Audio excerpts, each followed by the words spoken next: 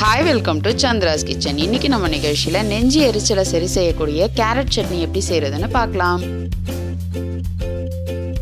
இதுவரைக்கும் சந்திராஸ் கிச்சனை சப்ஸ்கிரைப் செய்யாதவர்கள் ரெட் கலர் சப்ஸ்கிரைப் பட்டனை பிரஸ் பண்ணி சப்ஸ்கிரைப் பண்ணிக்கோங்க. கூடவே பக்கத்தில் இருக்கிற பெல் பட்டனை பிரஸ் பண்ணுங்க. எங்களுடைய அப்டேட்ஸ் உடனுக்குடன் உங்களை வந்து சேரும். மேலும் மற்ற வீடியோக்களை பார்க்க மெனுவில் உள்ள வீடியோ பட்டனை பிரஸ் பண்ணுங்க.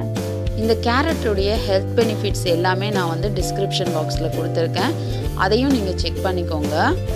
கேரட் சட்னி செய்யறதுக்கு தேவையான பொருட்கள் என்னென்னு பார்க்கலாம்.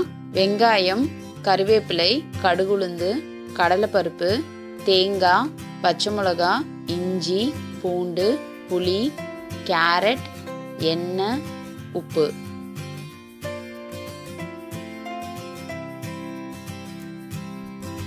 ஒரு பேன் வச்சு 2 ஸ்பூன் எண்ணெய் ஊற்றிக்கலாம். அடுத்தது 1 ஸ்பூன் கடலைப்பருப்பு சேர்த்துக்கலாம். இதை கொஞ்சம் நல்லா வறுத்துட்டு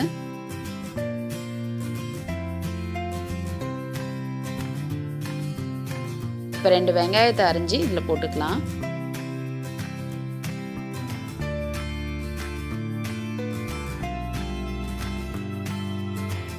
அடுத்தது ஒரு கேரட்டை வந்து கட் பண்ணி வச்சுருக்கேன். அதையும் இதில் சேர்த்துக்கலாம். இப்போ இது எல்லாத்தையும் நல்லா வதக்கிட்டு 2 பூண்டை இதோட சேர்த்து வதக்கிடலாம்.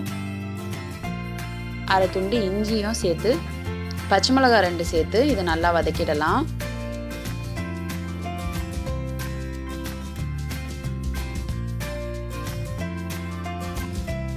ரெண்டு ஸ்பூன் தேங்காவை சேர்த்துக்கலாம்.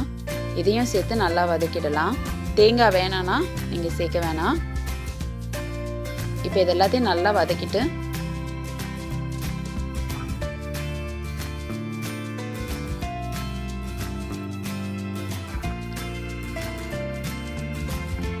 ஒரு சின்ன பாக்கு அளவு புளி சேர்த்துக்கலாம். இதையும் சேர்த்து வதக்கிடுங்க.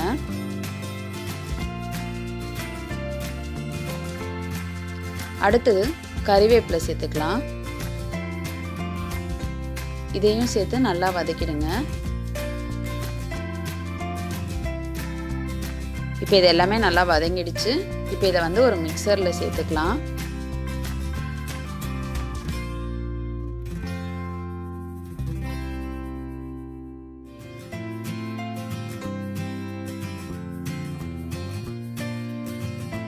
இப்போ இதை அரைச்சி எடுத்துடலாம்.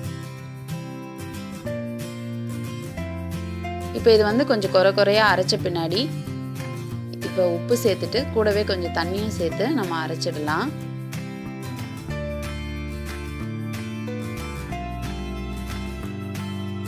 இப்போ இதை அரைச்சாச்சு. இப்போ கடுகு உளுந்து கருவேப்பிலை போட்டு தாளித்து நம்ம கேரட் சட்னியை ஒரு பவுலுக்கு மாற்றிடலாம்.